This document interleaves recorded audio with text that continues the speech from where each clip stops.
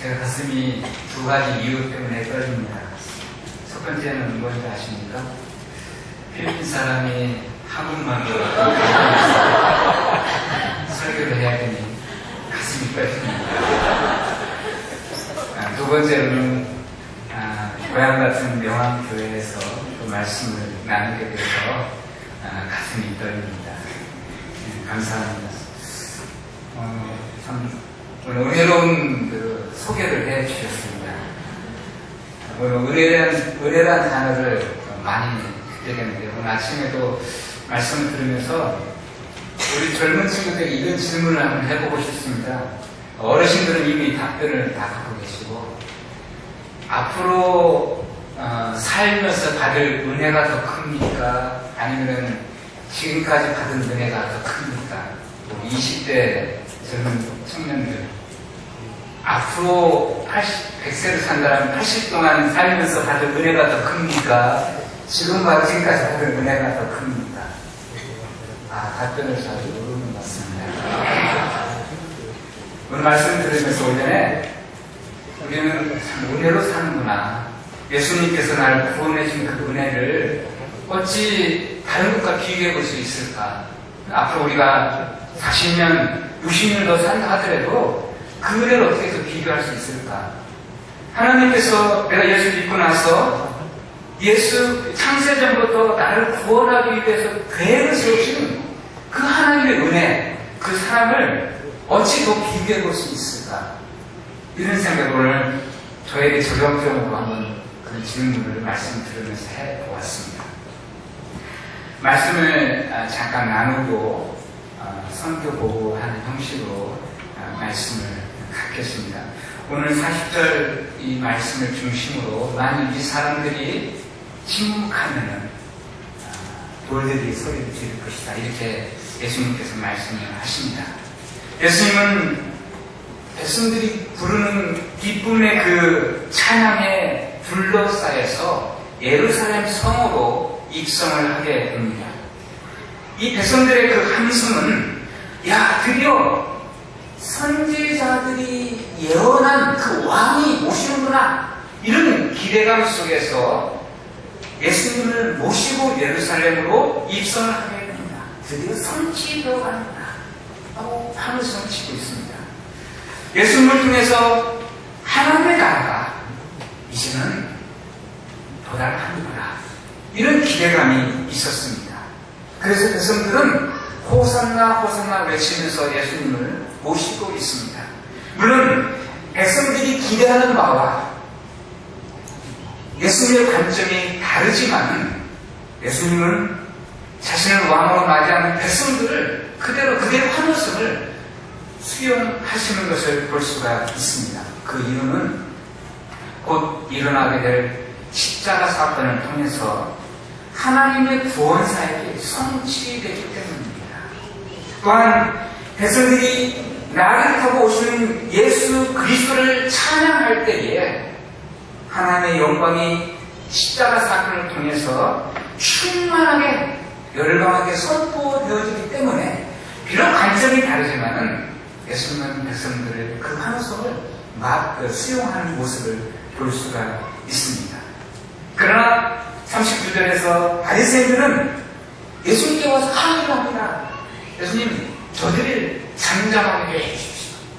그래 예수님 뭐라고 답변합니까? 절대 안 돼, 이렇게 말씀을 하십니다. 만약 이들이 잠잠한다면, 침묵한다면 돌들이 소리를 지를 것이다 라고 예수님은 말씀을 하고 계십니다. 왜 하필 예수님은 이런 표현을 쓰셨을까요? 저들이 만약 이들이 잠잠한다면, 침묵한다면 왜 돌들이 소리를 지를까? 시적인 시인의 입장에서 돌들이 노래 부르고 춤을 추고 나뭇잎이 춤을 추고 이 표현을 할 수는 있겠지만은 돌이 소리를 지를 수 있을까? 이런 생각을 이 말씀 묵상하면서 한번 생각해 보았습니다. 참 재미있게 우리 주님께서는 말씀을 표현하고 계시는 것을 볼 수가 있습니다. 물론 로마서 1장 20절 말씀을 보게 되면은 창세로부터 그에 보이지 않는 것들, 곧 그의 영원하신 능력과 신성이 그가 만드신 만물 중에 나타났다고 말씀하고 있습니다. 만물을 통해서 하나님이 어떤 분이신지 그분의 능력과 신성을 느낄 수 있습니다. 그러나 만물이 실제로 노래를 부르고 춤을 추지는 않았습니다.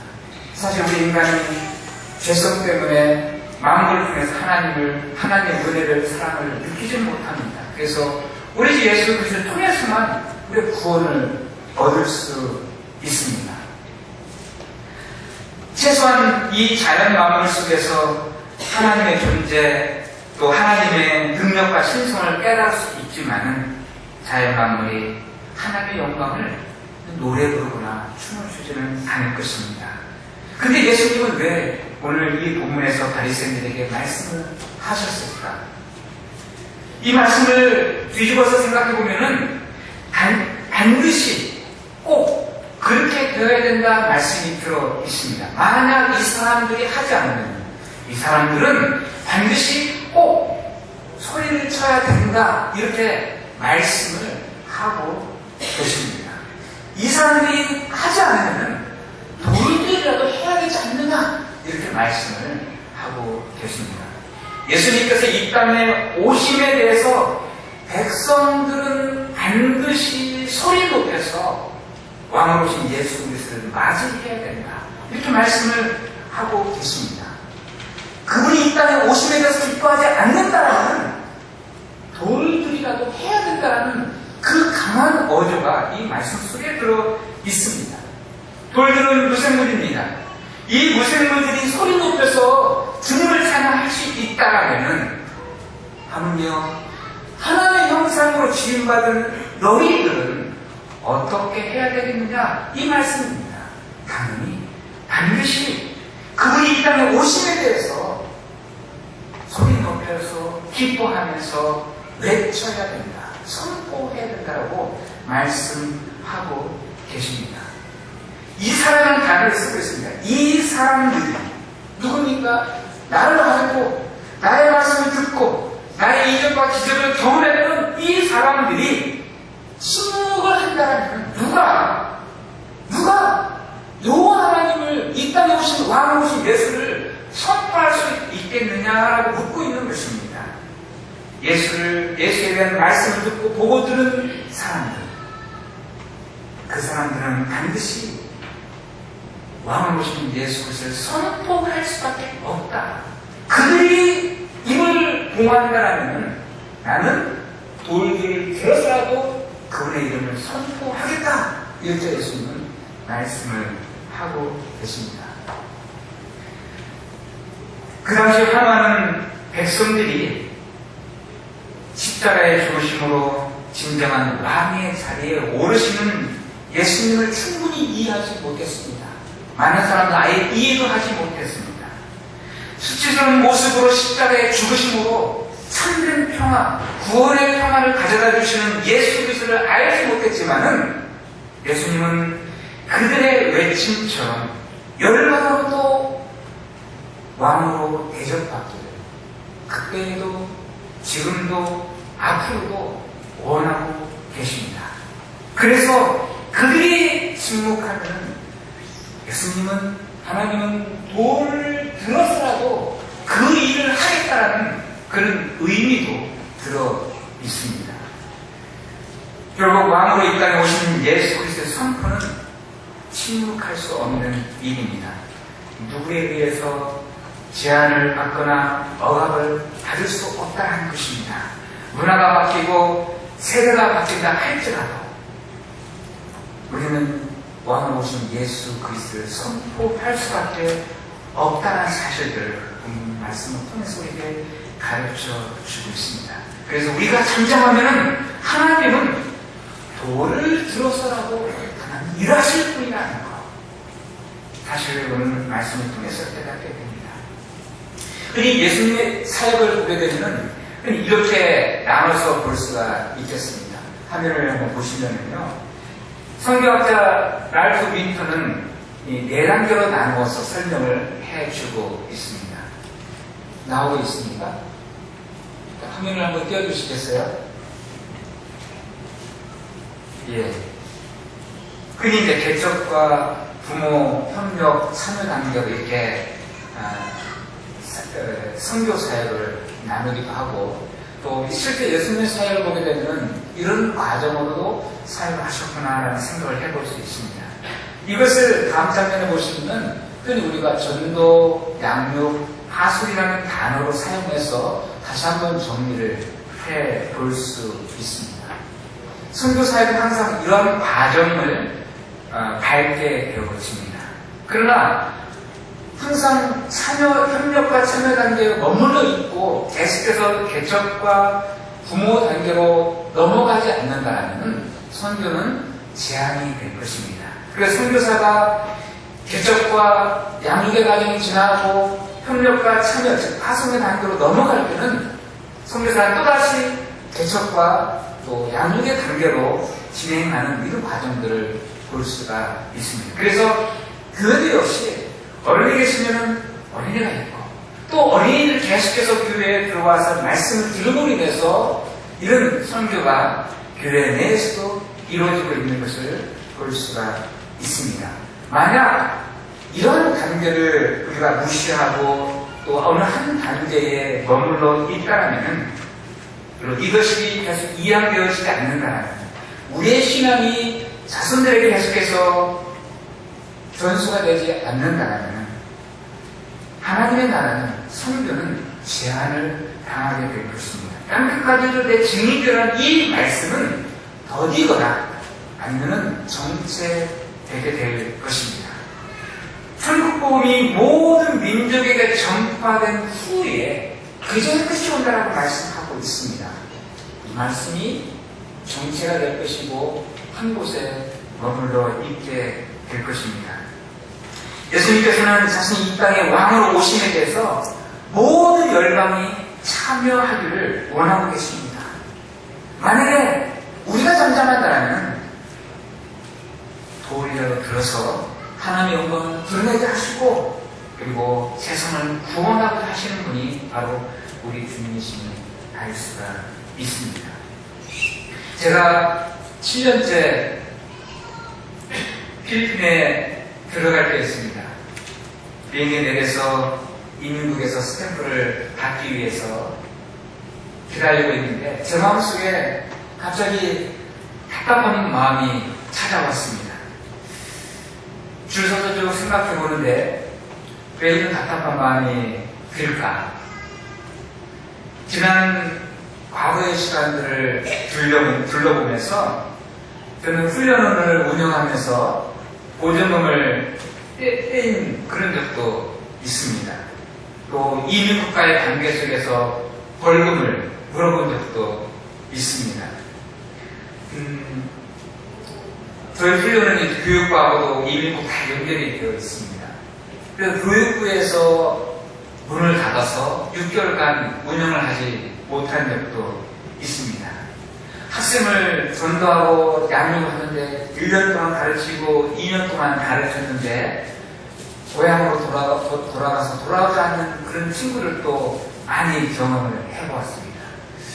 이런 생각들을 해보면서 내가 이 나라에 다시 들어가서 선교사라서도 사역을 해야 할까, 이런 생각이 저에게 찾아왔던 것입니다. 그래서 이민국 앞에 줄 서면서 선교사로서의 어떤 정체성에 대해서 다시 한번 고민을 했던 그런 적이 있습니다. 어떻게 보면 과거의 경험이, 스트레스가 선교사로서의 정체성의 혼란을 가져다 주는 그런 시기였습니다. 그럼에도 하나님께서는 현지인 대학생 사역자들을 한 사람씩 세워주시는 그런 모습을 보아왔습니다. 학생 사역에 대해서, 필리핀 대학생 사역에 대해서 자원하는 마음을 주시고, 캠퍼스 사역자로서 자원하고 같이 동역을 했던 사역자가 4명이나 나오게 되었습니다. 제가 필리핀을 떠나면서 이런 기도 제목을 한번 보여주십시오. 아마 옆으로 된 기도 카드 기억나시죠? 저희 사진이 있고 카메라 한번 띄워주시면요. 기억나십니까? 예. 어느 날 문득 이 기도 제목을 보면서 제가 놀랐습니다. 하나님께서 다 성취해 가고 계십니다. 4가지 기도 제목을 드렸는데 지금 다 이루어지고 있습니다. 마지막 교회 사역과 팀 사역이 진행 중에 있습니다. 종종 나는 기도 제목을 잊어버려도 하나님께서 구체적으로 행하고 계시는구나, 이런 사실을 깨닫게 되었습니다. 이 4명의 필리핀 사역자들을 같이 동역을 하면서 내가 빠져나와도 이들이 계속 사역할 수 있게 하는 어떤 재정적인 자립을 할 수 있도록 돕는 것이 뭐가 있을까, 이런 고민 가운데 치과를 하게 되었습니다. 그래서 필리핀 현지 의사를 중심으로 치과를 지난 12월 9일에 개원을 하게 됐습니다. 치과는 규모가 바교에서 3번째 됩니다. 의자 3개를 놓고 운영하는 치과이고요. 파노라마 엑셀을 가지고 있듯이 파노라마 엑셀을 가지고 있는 치과는 규모 2번째입니다. 처음에 이것을 시작할 때에 송준영 수사님이 도면을 만들어 주셨습니다. 그 바탕 위에 이게 만들어지게 됐습니다. 시작은 어려웠지만은 또 팀사를 하고 있는 대전에 있는 김유석 원장께서 같이 팀사하면서 지금도 이 치과를 도와주고 있습니다. 이것도 몇 회가 되어지면은 부임할 수 있는 그런 단계에 되겠다, 이런 생각을 하게 되었습니다.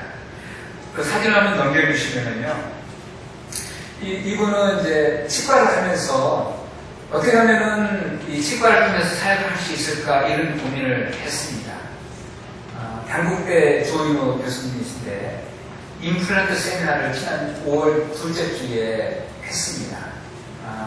필리핀은 교정 기술은 뛰어납니다. 한국보다 3분의 1 가격으로 교정을 해줍니다. 그러나 임플란트는 한국의 4배가 비쌉니다. 아직 시장이 열리지 않았습니다. 근데 다음 장을 보시면은요, 앞으로, 왼쪽에 계신 분이 바디오 대학 치대 학장입니다. 오른쪽에 검은옷 계시는 외과 교수입니다. 다음 장을 보시면은 교정 파트 교수들입니다. 이 말은 아직 유비 대학의 바디오 대학 치대 교수님들도 임플란트 전문을 하지 않아요. 강의가 개설되지 않았습니다. 이 세미나를 통해서 지금 단국대 치대하고 유비 치대와 이 자매들은 MOU를 맺으려고 좀 준비 중에 있습니다. 3번째 주에 조인호 교수님을 뵙고 저 사항들을 듣고 제가 들어가게 됩니다. 그리고 이 치과를 통해서 저는 또 나름대로 일반 학생 사역은 다 내려놓았지만은 치대 사역을 준비하고 있습니다. 치대 학생들 중에는 실습이 부족한 학생들을 위해서 바디오 대학과 저희 치과학은 불과 5분밖에 떨어져 있지 않습니다. 그래서 학생들이 치과에 와서 실제 실습을 경험하고 치과 문을 열어놓았습니다. 그리고 방문한 그들을 통해서 치과 의사와 저희 부부는 그들과 함께, 학생들과 함께 성경 공부를 준비 중에 있습니다. 다른 장면을 한번 보시면요, 한 가지인데 또 하나 기도 제목은 제가 한국에 들어오기 전에 이 친구에게 제안을 했습니다. 이 친구는 저하고도 2년 반 동안 성경 공부를 했고, 또 이전에 훈련생들하고 1년 반 공부를 한 친구입니다. 그러나 가정 형편상 계속 휴학을 몇 해를 했습니다.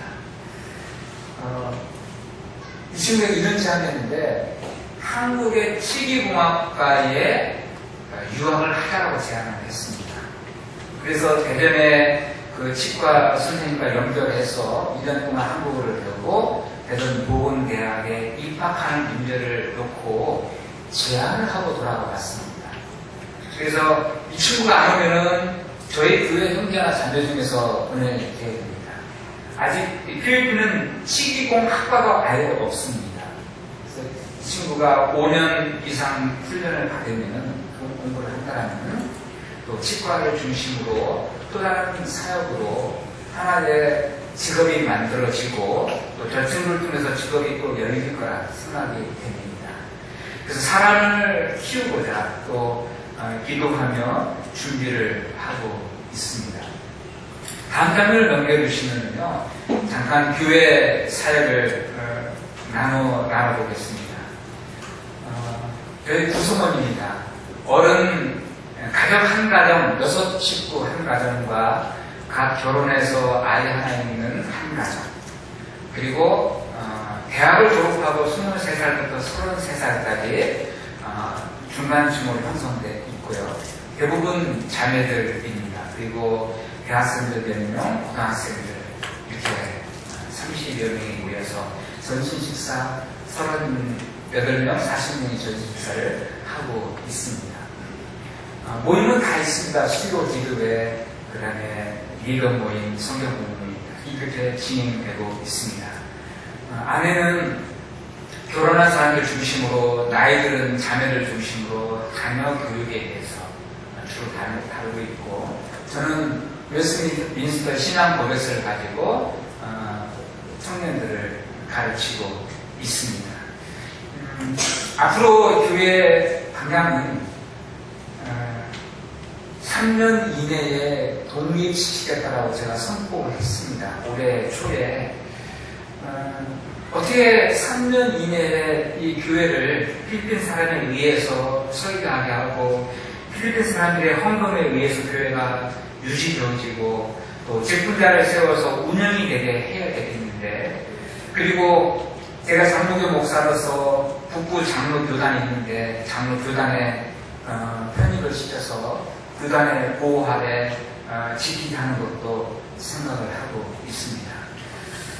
근데 중요한 것은 어떻게 보면 교회를 현지인에 의해서 운영되게 할 것인가, 이런 고민들을 하고 있습니다. 선포를 했는데 사실 막막합니다.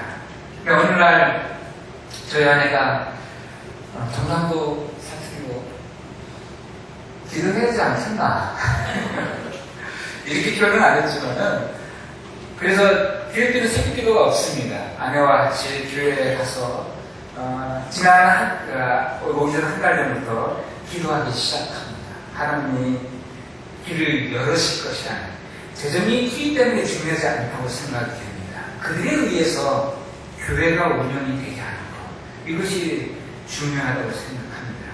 그래서 할 수만 있으면 3년 이내에 자립과 자전과 자치가 이루어지는 그런 교회가 되게 하는 것이 내 중요한 기도 제목입니다.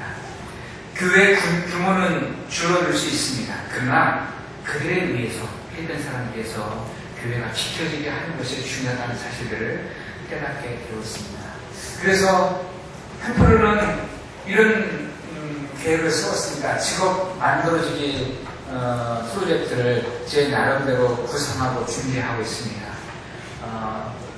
교회 선거 중에는 말이 갑자기 생각 안 나오는데요. 식당에 근무하는 부분이 있습니다. 그들에게 김치를 만들어주는 걸 지금 가르쳐주고 있습니다. 이게 끝나면은 수동의 비누를 만들어주는 것을 가르칠 계획입니다. 그래서 그들이 다른 잡을 가지고 있다 하더라도 스스로가 경제 직장은 없기 때문에 스스로가 헌금 생활을 할 수 있도록 가르치고 있습니다. 그래서 저희 교회를 보면은 23살, 30살에 이르는 졸업한 대학생들을 보게 되면 대부분 직장이 없습니다. 거의 다기호만 놓고 보면 90%가 졸업을 해도 직업을 갖기가 어렵습니다. 그러니 이 교회를 필리핀 사람들에서 운영이 된다는 것은 사실 이 까마득한 그런 하나님께서의 기도 제목이죠. 그래서 저 나름대로 기도하면서 그들에게 직업 만들어주기를 생각해보고 있는 것입니다. 그래서 남서울대학 통택 밑에 있습니다. 아내 친구가 그때 근무하고 있는데 5년마다 모든 기관들이 5년마다 컴퓨터를 교체합니다. 15대 컴퓨터를 제가 요구를 했습니다. 좋은 것으로서 15대를 요구해갖고 이걸 가지고 가게 됩니다. 그래서 컴퓨터 샵이죠. 뭐 인터넷 샵이 아니고 우리말로 말하면 PC방입니다. 필리핀은 인터넷이 보급이 안 돼 있으니까 거기서 인터넷 숙제도 하기도 하고, 물론 서치하기도 하고, 게임하는 사람도 있지만은 프린트 하기도 하고, 다양한 기능을 하게 됩니다. 그래서 필리핀 사람들이 하나의 직업으로서 운영을 하는 것이죠. 그래서 실제 교회에 헌금 생활을 할 수도 있도록. 그리고 한 4, 50만 원이면 2평, 3평의 규모의 구멍가게를 열 수가 있습니다. 그러니까 나이 있는 성도들은 가능한 일입니다. 이런 형식으로 스스로가 교회를 지켜갈 수 있게 하는 이런 방향으로 기도하면서 저 나름대로 교회를 세우고 교회 사역을 해가고 있습니다. 교회 사역을 해오면서 제 안에 늘 기억에 남는 것은 어떻게 하면은 사람을 세울 것인가 이런 고민을 늘 합니다. 여기는 선교는 결국 사람을 세우는 것이다 라고 저는 정리를 했습니다.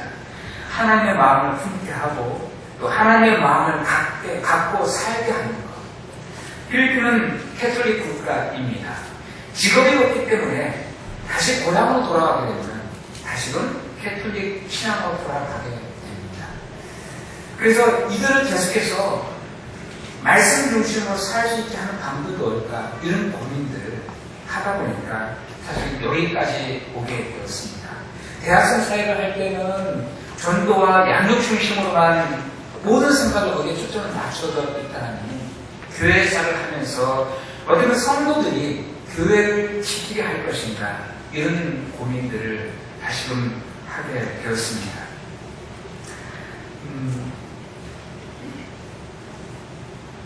만약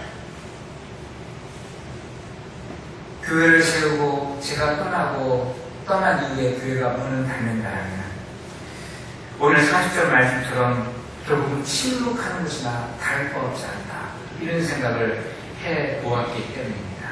만약 우리가 침묵을 한다면, 만약 우리가 사람을 계속 키워내지 않는다면, 만약 우리가 우리의 자녀들을 계속해서 하나님 은혜 중심으로 살도록 가르치지 않는다면 40절 말씀 보면서 성교도 사람을 계속해서 키워내고 세워갈 때에 이루어질 수 있다는 사실들을 생각해 보았습니다.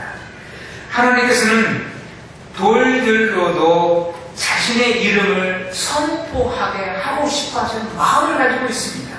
그렇다면 한 사람을 양육하는 이 일에 하나님은 관심을 가지고 지금도 지켜보고 계신다는 것입니다. 하나님의 이름을 드리는 일에 우리가 성장한다면, 우리가 침묵한다면 누가 그 일을 할 수 있을까? 하나님의 은혜를 기억하고 그 은혜를 붙들고 살아가도록 돕는 이 일이 바로 선교의 시작임을 다시 한번 깨닫게 됩니다. 하나님의 은혜를 계속해서 붙들고 살아가는 저와 귀한 성도님 되기를 기도드립니다. 기도하겠습니다. 하나님 아버지 감사합니다. 우리 주님께서는 부르시고 세우시고 보내시고 이러한 사역을 반복적으로 하셨습니다. 사람을 세우지 아니한다면 하나님의 나라를 성취할 수 없었기 때문입니다. 하나님 아버지, 바로 선교가 사람을 부르고 세우고 보내는 일임을 주님 고백합니다. 살아계신 하나님께서 우리에게 이 일을 맡겨주신 것을 감사드립니다. 하나님 용안교를 통해서 또 사람을 부르시고 또 보내시고 세우시고 또 보내는 이 일을 할 수 있도록 이 교회를 통해서 귀하게 사용하여 주옵소서. 하나님 감사드립니다. 예수 그리스도의 이름으로 기도드립니다. 아멘.